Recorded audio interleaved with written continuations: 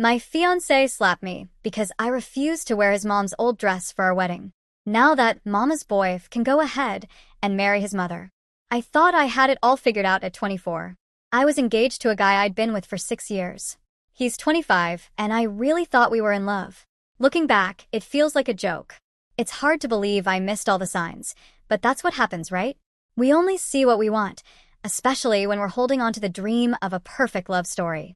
We got engaged in April 2024, and I was so excited, thinking of our perfect wedding. We set the date for next May, which was supposed to be romantic because it was the anniversary of when we first met. Now, I can't believe how naive I was. I spent so many nights lying awake, dreaming of our life together. In July 2024, we started planning the wedding. I was thrilled and chose a light blue and white theme, thinking it would be beautiful for spring. I spent hours on Pinterest, making mood boards and sharing ideas with my fiancé. I should have noticed something was wrong when he barely showed any interest, but I just told myself he was busy with work. I remember staying up late researching venues, caterers, and florists, putting all my energy into creating a perfect day. I'd send him links and ideas, and he'd reply with a quick, looks good, or just one-word texts. I thought he was just letting me have my dream wedding. Now, I know he simply didn't care. He was probably spending more time talking to his mom about each detail than actually planning with me. It's important to mention that my ex-fiancé, yes, ex-fiancé, is an only child. What I didn't realize was that I was signing up to marry a mama's boy who would always prioritize his mom's wishes over mine. He'd call her every day, sometimes more than once, and would check with her about everything, from the car he wanted to buy to what we should have for dinner. At first, I thought it was sweet how close he was with his mom, a sign that he cared about family. A couple of weeks ago, I went wedding dress shopping with my mom and sister. It was supposed to be a special day, a memory I'd hold on to forever. We went to several shops, trying on one dress after another. In the last store, I found the dress, a beautiful, elegant gown that made me feel like a princess. It only needed a few adjustments to fit perfectly. I was so happy. I remember standing in front of the mirror with tears in my eyes as my mom and sister admired how beautiful I looked. For a moment, everything felt perfect. I felt like the bride I had always dreamed of being. I was so excited that I sent photos of the dress to my fiancé, and he replied that it looked beautiful. I felt like I was on top of the world. But I should have known he'd rush to show those pictures to his mom, like a kid showing off a good grade. That's when everything went downhill. My future mother-in-law, or should I say, the woman who would have been my mother-in-law if her son wasn't so attached to her, saw the dress, and she completely lost it. She called me right away, but I was still out with my mom and sister, so I didn't answer. I figured I'd call her back later, thinking she might just be excited about the dress I'd chosen. When I got back home, I found her waiting for me. She had let herself in, probably using the spare key we'd given her for emergencies. She was sitting there like she owned the place. I walked in, still feeling happy about finding my dream dress, but that joy vanished the moment I saw her angry face. As soon as I walked through the door, she went off on me. She jumped up from the couch and started accusing me of lying. According to her, I had promised to wear her old wedding dress, a dress that was probably ancient and full of moth holes. But I never made any such promise. All I could think was, where's my fiancé? Why isn't he here standing up for me? I was totally caught off guard. This woman, who I thought liked me, and who I had tried so hard to please for 6 years, was now calling me a liar right to my face, in my own home. And all over a dress that I never agreed to wear. I tried to stay calm as I explained to her that I never made such a promise. I had never promised to wear her dress. But did she listen? Of course not. Instead, she started yelling, her voice getting louder and sharper with every word. She kept calling me a liar, saying I didn't deserve to marry her precious son, as if she was doing me a favor by letting me join their messed-up family. I was so shocked, I couldn't even respond. I just turned around and walked to my room like a child who had been scolded. Even with the door closed, I could still hear her shouting. After what felt like forever, I finally heard the front door slam. A few minutes later, my fiancé came into the room. He had the nerve to ask me what had happened, as if he hadn't heard his mom's yelling from wherever he'd been hiding. I looked at him, this man I thought I knew and loved, and felt nothing but disappointment and betrayal. I told him my side, still in shock from the attack I'd just gone through. And do you know what he did? Instead of comforting me, instead of standing up for me, he started explaining his mom's side. He said that, apparently, when we first started dating 6 years ago, his mom had shown me her wedding dress, and I had supposedly said I'd love to get married in it. Now, I have no memory of ever saying that. Sure, 6 years is a long time, and maybe I said something just to be polite when I first met her. But to promise I'd actually wear her dress? No way. Besides, have you seen the style from 35 plus years ago? That dress would look better in a museum than on a modern bride. But my fiancé was actually taking his mom's side, entertaining the idea that I had promised to wear it and was now breaking my word. I went to bed that night feeling completely alone, even with him sleeping next to me. I tossed and turned, replaying the day's events in my head, wondering how everything had gone so wrong. I thought about all the times I had put his family's needs before mine, all to keep the peace. And for what? To be treated like this? The next morning, I woke up to a flood of messages from my future mother-in-law. Each one was like a stab to the heart. She called me a liar again and again, saying I wasn't good enough for her son and that he shouldn't marry me. I couldn't help but tear up. I had tried so hard to be liked by this woman. I showed my fiancé the messages from his mom, hoping he'd see how cruel and hurtful she was being. But instead, he just said, "She's probably just hurt that you don't want to wear her dress." Just hurt? Seriously? She was attacking my character, trying to push him into calling off our engagement, and all he could say was that she was just hurt. I couldn't believe it. That's when it hit me. This wasn't about a dress anymore. It was about respect, standing up for myself, and having a partner who would support me no matter what. And suddenly, I realized I didn't have any of that. I had spent 6 years with a man who would always put his mom's feelings above mine, who would never truly stand by me. I tried to explain that this was our wedding, not a chance for his mom to relive hers. I told him I wanted to feel beautiful and comfortable in my own dress on my wedding day. But he couldn't understand why I wouldn't just wear his mom's old, outdated dress. He kept saying it would mean so much to her, and, "Can't you do this one thing for her?" As if I hadn't already done 100 things for her throughout our relationship. The more we talked, or rather, the more I tried to talk and he brushed off my feelings, the more I realized how deep this problem went.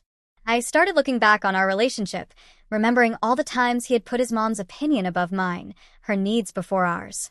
How had I missed it? I suggested compromises. Maybe I could wear a piece of jewelry from his mom, or add some lace from her dress to my veil. But no, with them, it was all or nothing. Either I wore the entire dress, or I was an ungrateful liar who broke promises. My future mother-in-law kept calling and texting, guilting me and outright insulting me, and my fiancé did nothing to stop her. In fact, he seemed to agree with her more and more. I tried to stand my ground, reminding them that it was my wedding too, and that I should get a say in what I wore.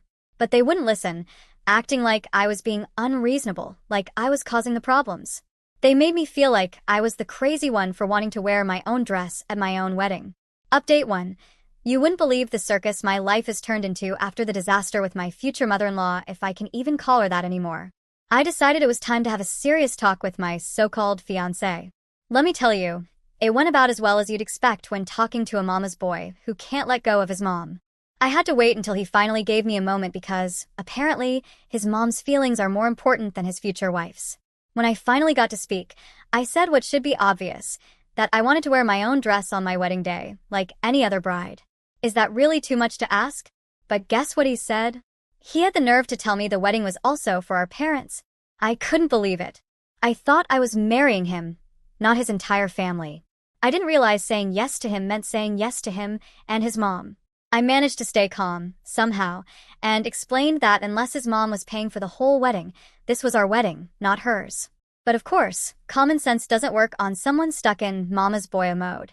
Then, because I clearly enjoy making my life harder, I reminded him that he originally said my dress was beautiful before his mom got in his head. And do you know what he admitted? He said he only told me that because he thought it's what I wanted to hear. He actually thought it was ugly. The level of manipulation in this family is mind-blowing. But I didn't even react. What's the point? It's obvious honesty isn't a strong point for them. Instead, I tried to be the bigger person and suggested wearing something else of his mom's as a compromise, because that's all I do in this relationship. Compromise, compromise, compromise.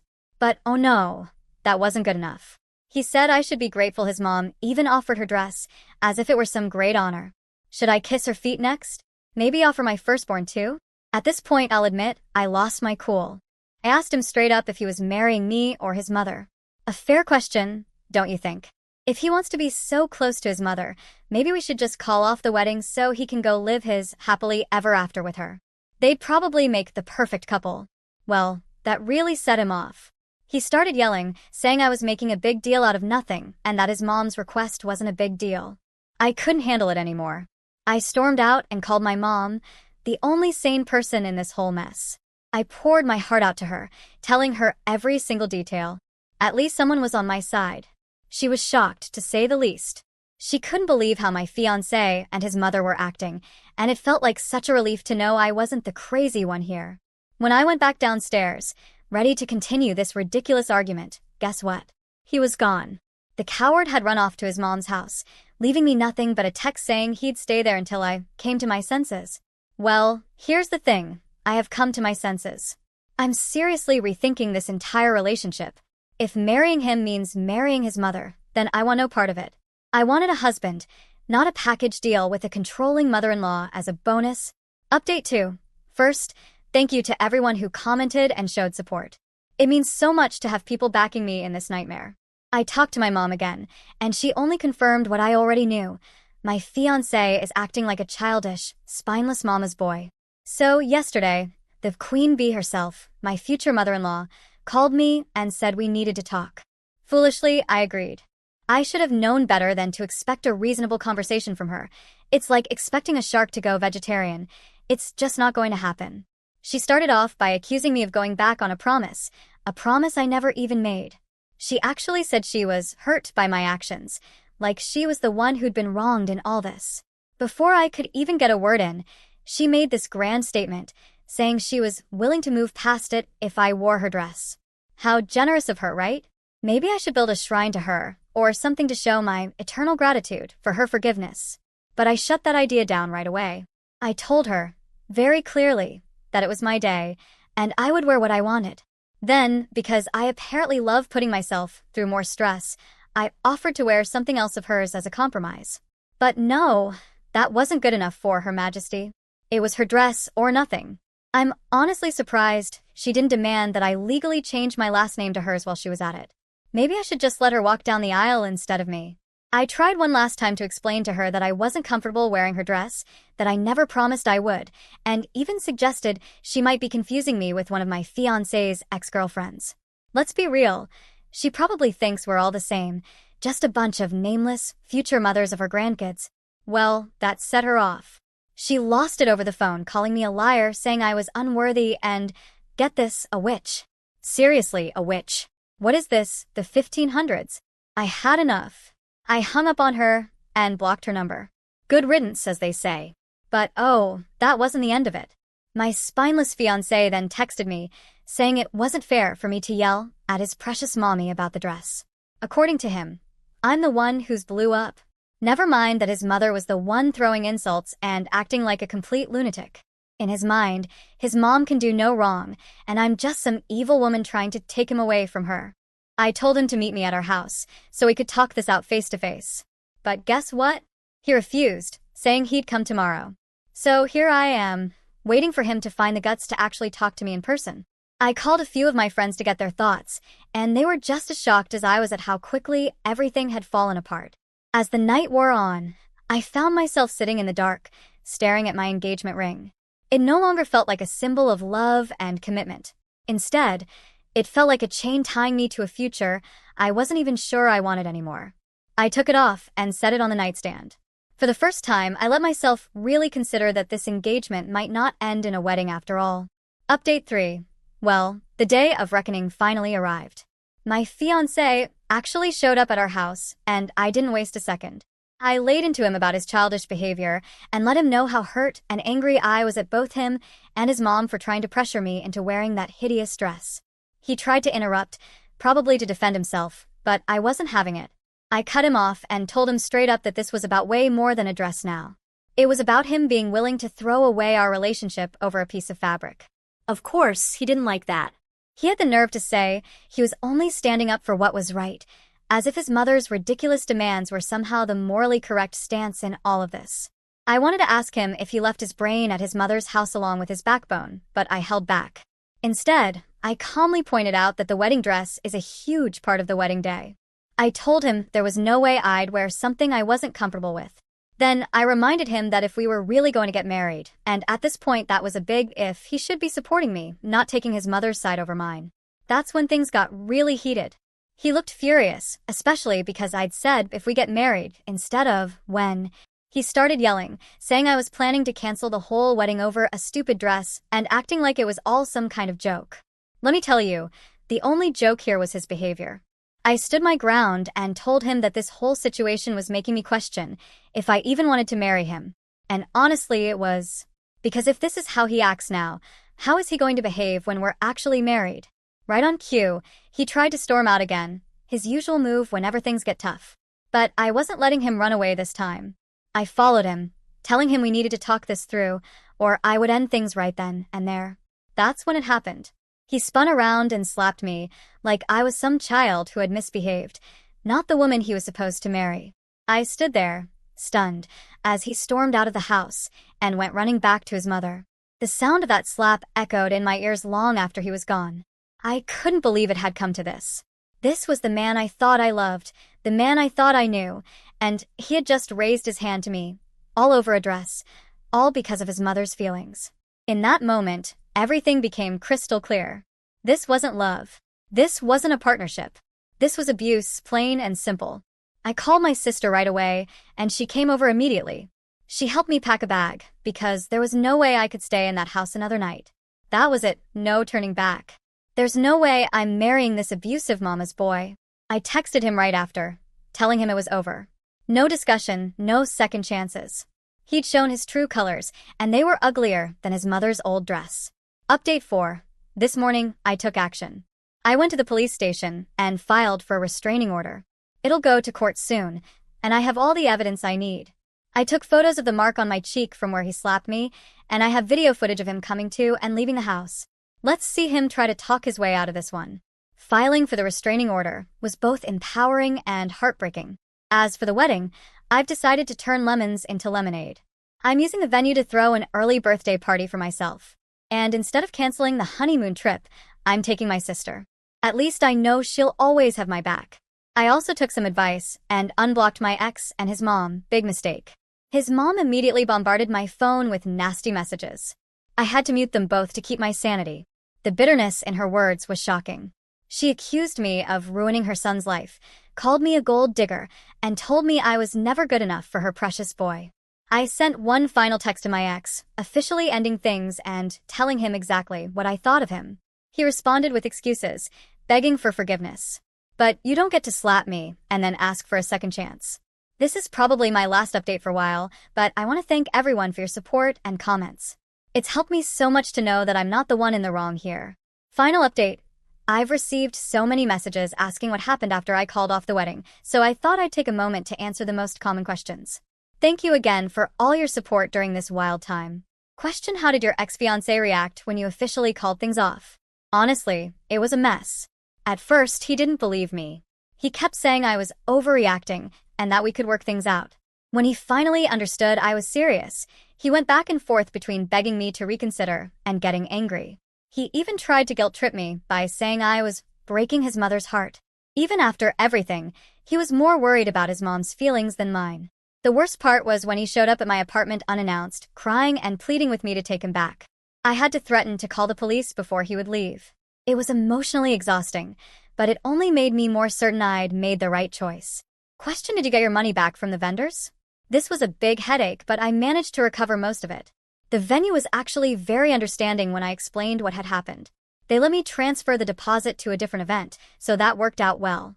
The caterer was a bit tougher, but we managed to agree on a partial refund. The biggest loss was the dress, though, since it had already been altered. The store wouldn't take it back, so I ended up donating it to a charity that provides wedding dresses to military brides. At least some good came out of it. Question: have you had any contact with your ex since the breakup? Very minimal, and only through lawyers. After he showed up at my apartment, I wanted a clear boundary. I'm just glad to have closed that chapter and to be moving forward with my life. I got a restraining order against him. At first, he tried to fight it, but in the end, he agreed to a mutual no-contact order. It's been such a relief not having to deal with him directly anymore. Question: have you heard from your ex's family? Unfortunately, yes. His mother has been on a full-blown smear campaign, telling anyone who will listen that I'm a selfish, ungrateful bride who broke her son's heart. She even tried reaching out to some of my family members on social media, hoping they'd convince me to change my mind. I ended up having to block her on everything. Surprisingly, his dad sent me a private message apologizing for everything and saying he understood my decision. That was unexpected but appreciated. Question: how did your family and friends react? My immediate family has been incredibly supportive. My mom and dad were furious when they found out about everything, especially the slap. They helped me move out of the apartment I'd shared with my ex and even offered to help with any legal fees if I needed them. As for my friends, it was a bit mixed. Most of them were supportive, but a few thought I was making a mistake. One friend even suggested I should have just worn the dress to keep the peace. Let's just say, we're not as close anymore. This whole experience really showed me who my true friends are. Question: what happened to the engagement ring? Oh, the ring, that was a whole drama on its own. At first, I tried to give it back to my ex, but he refused, saying it was a gift. I didn't feel right keeping it, so I decided to sell it and donated the money to a domestic violence shelter. It felt good to turn something painful into something positive. Question: did you really take your sister on the honeymoon trip? Yes, and it was the best decision I could have made. We went to Paris, which has always been my dream destination. It was supposed to be a romantic getaway, but it turned into an amazing sister trip.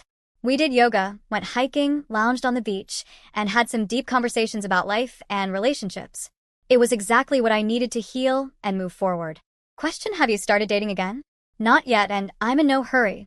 This experience taught me a lot about myself and what I want in a partner. I'm taking this time to focus on my own growth and happiness. I've started therapy to work through some of the emotional pain from the relationship, and it's been incredibly helpful. When I do start dating again, I'll be more aware of red flags and won't ignore my gut feelings. And you can bet I'll pay close attention to how any potential partner interacts with their family. Question: do you regret your decision? Not at all.